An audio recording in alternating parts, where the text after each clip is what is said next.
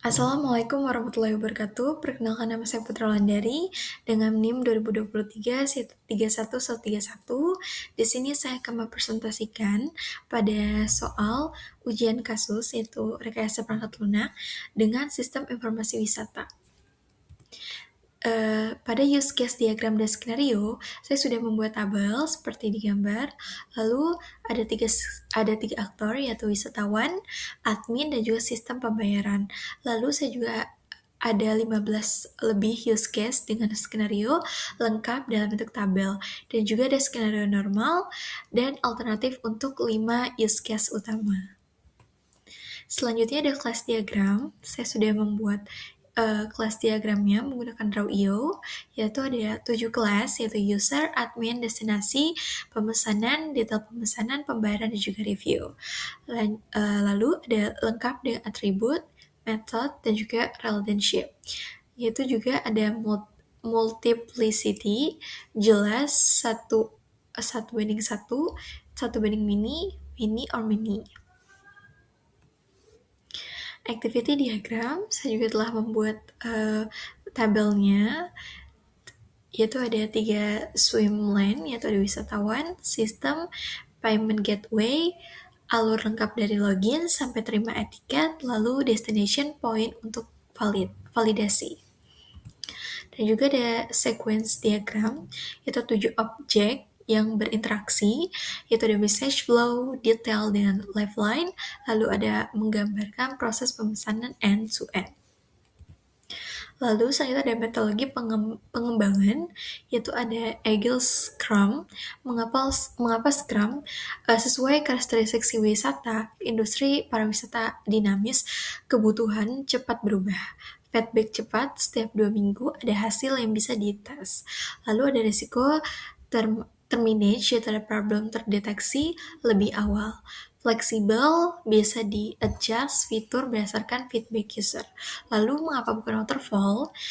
Karena rekrutmen si wisata tidak bisa 100% di awal. Feedback wisatawan harus cepat diadopsi. Teknologi payment gateway bisa berubah dan juga terlalu kaku untuk industri yang dinamis.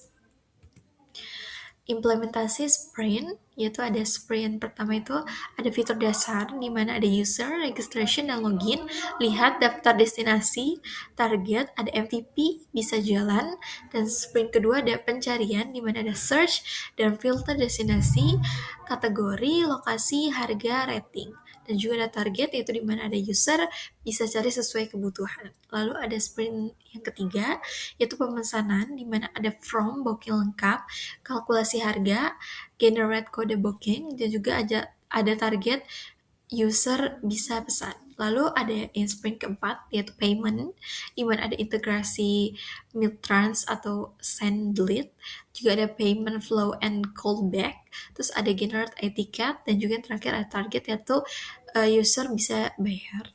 Lalu ada sprint yang kelima, yaitu ada interaksi, ada review dan rating, ada history booking, ada download etiket, ada target and engagement meningkat.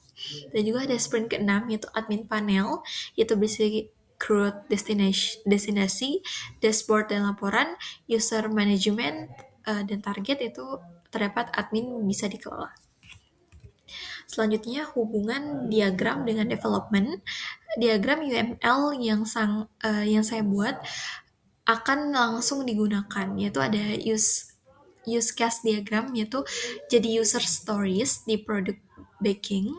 Contoh UC buat pemesanan US010 sebagai wisatawan, saya ingin memesan tiket. Lalu ada kelas diagram, jadi database skema, dan kelas implementation. Contoh kelas pemesanan, table pemesanan di MySQL, dan kelas pemesanan controller .php. Dan juga ada activity diagram di mana jadi business process dan juga test scenario. Contohnya alur working basis untuk interaction test case. Terus ada sequence diagram, yaitu jadi AP,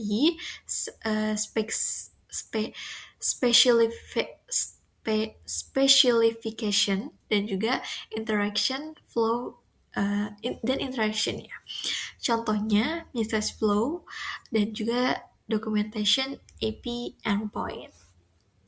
Selanjutnya ada testing and maintenance, di mana saya menggunakan tes pyramid strategi karena ada 60% unit testing. Foundation itu terdapat tes setiap foundation methodnya, ada toolsnya PHP unit, ada JAS, ada target coverage 80%, dan juga contohnya tes method hitung total di kelas pemesanan. Lalu 30% ya ada integration testing, dan juga ada 10%-nya I2I testing. Lalu jenis-jenis testing yaitu ada functional testing, di mana ada validasi semua use case berjalan sesuai requirement. Setiap use case, test skenario, lalu selanjutnya expected result. Dan juga yang kedua ada performance testing, yaitu ada load test, berisi berapa user sistem bisa handle, dan juga target 500 concurrent user response time kurang dari 2 detik. Dan juga ada total, yaitu ada G-meter, dan juga K6, dan yang ketiga ada scooter testing, yang keempat juga ada usability testing, jadi mana 10 user test apakah mudah digunakan, atau tagsnya pesan tiket Bali untuk 2 orang, dan target sukses rating. Dan juga ada yang kelima ada compatibility testing, terus juga yang keenam ada UAT, yaitu user acceptance testing.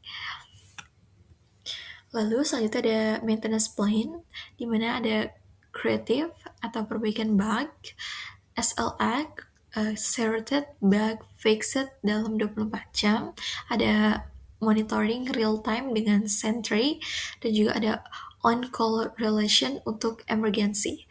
Lalu yang kedua ada adaptive, adaptasi perubahan, contohnya payment gateway, upgrade AP, versi pertama atau versi kedua.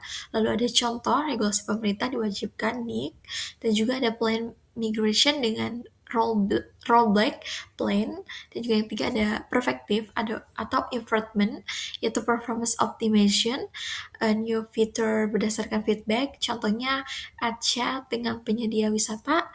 Juga ada preventif, yaitu pencegahan, di mana bisa database maintenance mingguan, security audit bulanan, dependency update monthly, backup automation. Sekian presentasi dari saya akhiri. Wassalamualaikum warahmatullahi wabarakatuh. Terima kasih.